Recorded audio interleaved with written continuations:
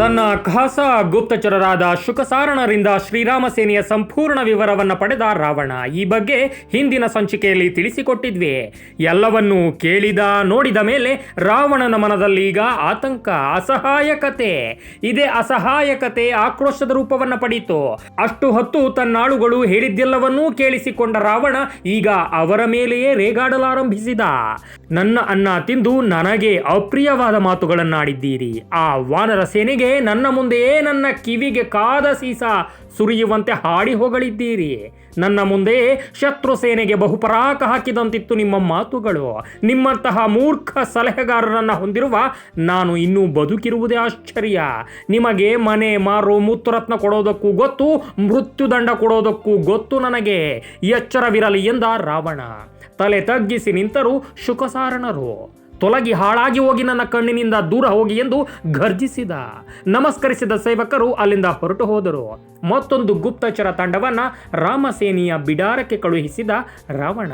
ಶತ್ರುಸೇನೆ ಅಂದಾಜಿಸಲು, ಮೋಸದ ತಂತ್ರ ಹೂಡಲು, ಇದಕ್ಕೆಲ್ಲ ನೆರವಾಗುವಂತೆ ಶತ್ರುವಿನ ದೌರ್ಬಲ್ಯಗಳನ್ನು ತಿಳಿಯಲು ವಿಧಿಯಾಟಕ್ಕೆ ಹೊಣೆಯಾರು ಅಲ್ಲವೇ?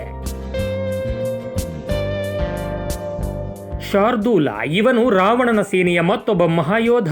ಇವನೇ ಈ ಹಿಂದೆ ಹನುಮಂತ ಲಂಕೆಗೆ ಬಂದಿದ್ದಾಗ ಬಾಲಕ್ಕೆ ಬೆಂಕಿ ಹಚ್ಚಿದ್ದವ. ಇವನ ನೇತೃತ್ವದಲ್ಲಿ ಮಾಯಾರೂಪವನ್ನು ಧರಿಸಿ ಕಪಿಗಳಂತೆಯೇ ರಾಮನ ಸೇನಾ ಬಿಡಾರಕ್ಕೆ ಹೋದರು ರಾವಣನ ಗುಪ್ತಚರರು. ಆ ಮಹಾ ವಿಶಾಲ ವಾನರ ಸೇನೆ ನೋಡಿ ಇವರಿಗೂ ಭಯವಾಯಿತು. ಅಷ್ಟೊತ್ತಿಗೆ ಇವರನ್ನು ಹಿಡಿದು ಬಿಟ್ಟ ವಿಭೀಷಣ. ಯಾರಾದರೂ ರಾವಣನ ಕಡೆಯ ಗುಪ್ತಚರರು ಬರ್ತಾರಾ ಎನ್ನುವುದನ್ನೇ ಹದ್ದಿನ ಕಣ್ಣಿಂದ ಹಗಲಿರುಳು ಗಮನಿಸುತ್ತಿದ್ದ ವಿಭೀಷಣನಿಂದ ಇವರು ತಪ್ಪಿಸಿಕೊಳ್ಳಲಾಗಲಿಲ್ಲ. ಶಾರ್ದೂಲ ಮತ್ತು ಅವನ ಇಡೀ ಗುಂಪನ್ನೇ ಹಿಡಿದು ಕಪಿಗಳಿಗೊಪ್ಪಿಸಿದ. ಈ ಗುಪ್ತಚರರು ರಾಮನ ಕಣ್ಣಿಗೆ ಬೀಳುವ ಮೊದಲೇ ಕಪಿಗಳು ಸಾಕಷ್ಟು ಗುದ್ದಿದರು, ಮೆರವಣಿಗೆ ಮಾಡಿದರು. ಯಾಕಂದ್ರೆ ಹನುಮಂತನಿಗೆ ಕಾಟ ಕೊಟ್ಟಿದ್ದ ಸಿಟ್ಟಿತ್ತು ಇವರಿಗೆಲ್ಲ. ಇಷ್ಟೆಲ್ಲ ಆಗೋ ಹೊತ್ತಿಗೆ ರಾಮನಿಗೆ ವಿಷಯ ಗೊತ್ತಾಗಿ ಇವರಿಗೂ ಕರುಣೆ ತೋರಿ ಬಿಟ್ಟು ಕಳುಹಿಸಿದ. ಅಲ್ಲಿಂದ ಎದ್ದೆವೋ ಬಿದ್ದೆವೋ ಎಂದು ಒಂದೇ ಏಟಿಗೆ ಲಂಕೆಗೆ ಓಡಿದ ಶಾರ್ದೂಲನ ತಂಡ ರಾವಣನ ಮುಂದೆ ಎಲ್ಲವನ್ನೂ ಹೇಳಿತು. ಸೀತೆಯನ್ನ ಕೊಟ್ಟು ಬಿಡಿ ಪ್ರಭು, ಇದು ಅವರ ಮೊದಲ ಮಾತಾಗಿತ್ತು. ಆದರೆ ರಾವಣನ ಚಿತ್ತವೇ ಬೇರೆ. ಅದೆಲ್ಲ ಇರಲಿ, ಇವರಲ್ಲಿ ಯಾವ ಕಪಿವೀರ ಯಾರ ಮಗ ಅಂತ ಹೇಳಿ ಹೀಗೆಂದು ವಿವರಣೆ ಕೇಳಿದ ರಾವಣ. ವಿವರಣೆ ಕೊಟ್ಟ ಶಾರ್ದೂಲ. ಪ್ರಭು, ಜಾಂಬವಂತ ಬ್ರಹ್ಮನ ಮಗ, ಅವನ ಸಾಕು ತಂದೆ ಗದ್ಗದ, ಇಂದ್ರನ ಗುರುವಾದ ಬೃಹಸ್ಪತಿಯ ಮಗನೇ ಕೇಸರಿ.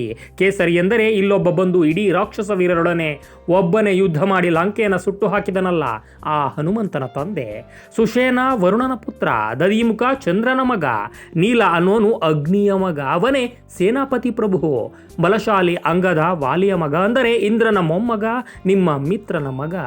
ಮೈಂದ ದ್ವಿವಿಧರು ಅಶ್ವಿನಿ ದೇವತೆಗಳ ಮಕ್ಕಳು, ಗಜಗವಯರು ಯಮನ ಮಕ್ಕಳು, ಗಂಧಮಾದ ಕುಬೇರನ ಮಗ, ಶರಭ ಪರ್ಜನ್ಯನ ಮಗ, ವರುಣನ ಮಗ ಹೇಮಕೂಟ, ವಿಶ್ವಕರ್ಮನ ಮಗ ನಲ, ವಸುಪುತ್ರ ಸುದುರ್ಧರ.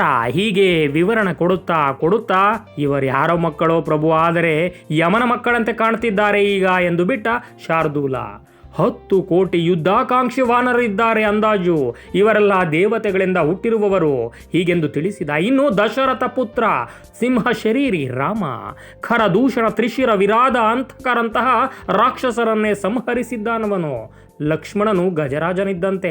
ಅವನ ಬಾಣದ ವ್ಯಾಪ್ತಿಯಲ್ಲಿ ಇಂದ್ರನು ಬದುಕಲು ಸಾಧ್ಯವಿಲ್ಲವೇನೋ ಅನಿಸುತ್ತೆ.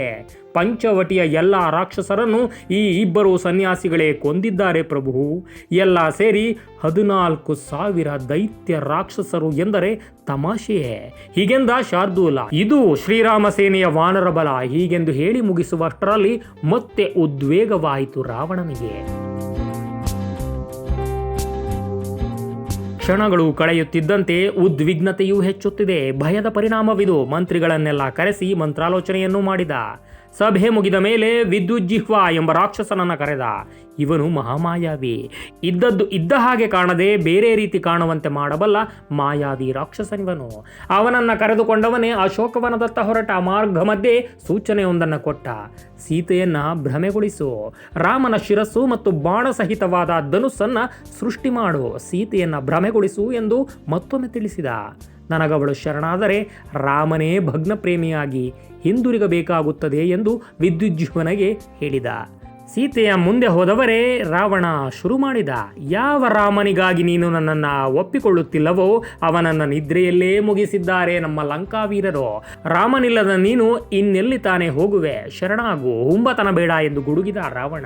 ಸೀತೆ ನೋಡುತ್ತಿದ್ದಾಳೆ. ಇಡೀ ಆಕೃತಿ ರಾಮನ ಹಾಗೆಯೇ ಇದೆ. ಕೂದಲ ಕೊನೆ, ಚೂಡಾಮಣಿ ಇದನ್ನೆಲ್ಲ ಕಂಡಾಗ ರಾಮನದ್ದೇ ಅಂತನಿಸಿಬಿಡ್ತು ಸೀತೆಗೆ. ಆ ಒಂದು ಕ್ಷಣಕ್ಕೆ ಮೂರ್ಛೆ ತಪ್ಪಿ ಬಿದ್ದು ಬಿಟ್ಟಳು ಸೀತೆ. ಎಚ್ಚರವಾದವಳೆ ಗೋಳಾಡಲಾರಂಭಿಸಿದಳು. ಮೋಸವಾಗಲು ಹೇಗೆ ಸಾಧ್ಯ? ಯುದ್ಧ ನೀತಿಯಂತೆ, ರಣತಂತ್ರದಂತೆ ಕಾವಲು ಕಾಯುತ್ತಿರಲಿಲ್ಲವೇ ಯಾರು? ಇದೇನೀ ಕತೆ? ನಿಜವೋ ಕಟ್ಟುಕತೆಯೋ? ನಿಜವೇ ಆಗಿದ್ದರೆ ನನ್ನನ್ನೂ ಕರೆದುಕೊಂಡು ಹೋಗು ರಘುನಂದನ, ನನಗೆಲ್ಲೆಯ ಬದುಕು ನಿನ್ನನ್ನು ಬಿಟ್ಟು ಎಂದು ಪ್ರತಿಮೆಗೆ ಕೈ ಮುಗಿದಳು. ರಾವಣನ ಲೆಕ್ಕಾಚಾರ ಉಲ್ಟಾ ಆಯಿತು. ಅರೆ, ರಾಮನ ತಲೆ ನೋಡಿ ವಶವಾಗುತ್ತಾಳೆ ಎಂದುಕೊಂಡ ರಾವಣನಿಗೆ ಮತ್ತೊಮ್ಮೆ ಆಶ್ಚರ್ಯ. ಇವಳ ಬದ್ಧತೆಯನ್ನು ನೋಡಿ. ಅಷ್ಟೊತ್ತಿಗೆ ಅಮಾತ್ಯರು ಬಂದು ನಿಂತಿದ್ದರು. ಲಂಕೇಶನನ್ನು ಉದ್ದೇಶಿಸಿ ಮನವಿಯನ್ನೂ ಮಾಡಿದರು. ಮತ್ತೊಮ್ಮೆ ಸಭೆಯಲ್ಲಿದ್ದಾರೆ ಎಲ್ಲಾ ಸಚಿವರು ಮತ್ತು ಮಹಾಮಂತ್ರಿ, ಹೀಗಾಗಿ ಕೂಡಲೇ ಧಾವಿಸಿ ಎಂದರು. ಅಲ್ಲಿಂದ ಹೊರಟ ರಾವಣ. ಅವನು ಹೋಗುತ್ತಿದ್ದಂತೆ ಸೀತೆಯ ಮುಂದಿದ್ದ ರಾಮನ ತಲೆ ಮತ್ತು ಧನುಸ್ಸು ಸಹ ಮಾಯವಾಯಿತು. ಆದರೆ ಇದನ್ನು ಗಮನಿಸುವಷ್ಟು ವ್ಯವಧಾನವಿರಲಿಲ್ಲ ಸೀತೆಗೆ. ಗೋಳಾಟ ಮುಂದುವರಿಸಿದಳು. ಅಂತಹ ವಿಷಮ ಸ್ಥಿತಿಯಲ್ಲಿ ಹತ್ತಿರ ಬಂದವಳೇ ಸರಮ ಎಂಬ ರಾಕ್ಷಸಿ. ಅವಳು ಅಶೋಕವನದಲ್ಲಿದ್ದ ಸೀತೆಯ ಪ್ರೀತಿಯ ಕಾವಲುಗಾರ್ತಿಯಲ್ಲೊಬ್ಬಳು. ಸ್ವತಃ ಅವಳೂ ಮಾಯಾಂಗಿನೆಯಾಗಿದ್ದರಿಂದ ಅವಳಿಗೆ ಇಲ್ಲಿ ಆಗಿದ್ದರ ಬಗ್ಗೆ ಸಂಪೂರ್ಣ ಚಿತ್ರಣವಿತ್ತು. ಮೃದು ಮಾತುಗಳಿಂದ ಸಂತೈಸಿದಳು ಸರಮ. ಸಮಾಧಾನ ಮಾಡಿಕೋ ಸೀತೆ, ವ್ಯಥೆ ಪಡಬೇಡ. ಲಂಕೇಶ ಹೇಳಿದ್ದೆಲ್ಲ ಮಾಯೆಯ ಕಥೆ. ರಾಮನ ವಾನರ ಸೇನೆ ಸಾಗರವನ್ನ ದಾಟಿ ದಕ್ಷಿಣ ತೀರದಲ್ಲಿ ಬಿಡಾರ ಹಾಕಿದೆ. ನಾನು ಕಣ್ಣಾರೆ ಕಂಡಿದ್ದೇನೆ. ಯಾವ ಭಯವೂ ಇಲ್ಲ, ಆತಂಕವೂ ಇಲ್ಲ. ನೋಡಿಲ್ಲಿ ಲಂಕಾಪುರಿಯ ಒಳಗೆ ಭಾರಿ ರಣಬೇರಿಯಾಗುತ್ತಿದೆ. ಇಡೀ ಸೈನ್ಯ ಸಜ್ಜಾಗಬೇಕೆಂಬ ಸೂಚನೆಯೇ ಈ ಶಬ್ದ. ಈ ಬೇರಿಯನ್ನ ಯುದ್ಧ ಸನ್ನಾಹದಲ್ಲಿ ಬಾರಿಸ್ತಾರೆಯೇ ಹೊರತು ಯುದ್ಧ ಮುಗಿದ ಮೇಲಲ್ಲ. ಸದ್ದು ಕೇಳು. ಆನೆಗಳು, ರಥಗಳನ್ನ, ಕುದುರೆಗಳನ್ನ ಸಜ್ಜುಗೊಳಿಸಲಾಗುತ್ತಿದೆ. ಪದಾತಿ ದಳ ಸಹ ಶಸ್ತ್ರಗಳನ್ನ ಹಿಡಿದು ರಾಜ್ಯ ಮಾರ್ಗ ತುಂಬಿಕೊಳ್ಳುತ್ತಿದೆ. ರಾಕ್ಷಸರ ಗರ್ಜನೆ, ಇದೆಲ್ಲ ಯುದ್ಧ ಸಿದ್ಧತೆ. ಯುದ್ಧ ಶುರುವಾಗುವುದೇ ಇನ್ನು ಮುಂದೆ. ನೀನೇನು ಚಿಂತೆ ಮಾಡಬೇಡ, ನಿನ್ನ ರಾಮನಿಗೆ ಏನೇನೂ ಆಗಿಲ್ಲ ಎಂದು ಸೂರ್ಯನನ್ನು ತೋರಿದಳು ಸುರಮೆ. ನೋಡು, ಆ ಸೂರ್ಯನಿಗೆ ಶರಣಾಗು, ನಮಸ್ಕಾರ ಮಾಡು. ಅವನ ಕೃಪೆಯಿಂದ ಈ ಕಾರ್ಯ ಸಿದ್ಧವಾಗುತ್ತದೆ. ಹೇಗಿದ್ದರೂ ನೀವು ಸೂರ್ಯವಂಶೀಯರಲ್ಲವೇ ಎಂದಳು ಸುರಮೆ. ಸುರಮೆಯ ಮಾತು ಕೇಳಿದವಳೆ ಸೀತೆ ಮರಳಿ ಬದುಕಿಗೆ ಬಂದಳು. ರಮೆ ಎಂದರೆ ಲಕ್ಷ್ಮಿ, ಸು ಎಂದರೆ ಜೊತೆಗೆ ಎಂದರ್ಥ. ಹೀಗೆ ಸಾಕ್ಷಾತ್ ಲಕ್ಷ್ಮೀ ರೂಪದಲ್ಲಿದ್ದ ಸೀತೆಯ ಜೊತೆ ಇದ್ದ ಅತಿ ಒಳ್ಳೆಯ ರಾಕ್ಷಸಿ ಈ ಸುರಮೆ. ಮುಂದೇನಾಯ್ತು ತಿಳಿಸಿಕೊಡ್ತೀವಿ ಮುಂದಿನ ಸಂಚಿಕೆಯಲ್ಲಿ. ಅಲ್ಲಿವರೆಗೂ ಟೇಕ್ ಕೇರ್ ಡಿಯರ್ ಫ್ರೆಂಡ್ಸ್. ನೀವಿನ್ನೂ ನಮ್ಮ ಚಾನಲ್ ಸಬ್ಸ್ಕ್ರೈಬ್ ಆಗಿಲ್ಲ ಅಂದರೆ ಈ ಕೂಡಲೇ ಸಬ್ಸ್ಕ್ರೈಬ್ ಆಗಿ. ಅಲ್ಲದೆ ಮುಂದಿನ ವಿಡಿಯೋಗಳ ಅಪ್ಡೇಟ್ಗಳಿಗಾಗಿ ಬೆಲ್ ಬಟನ್ ಕೂಡ ಒತ್ತಿ. Thank you.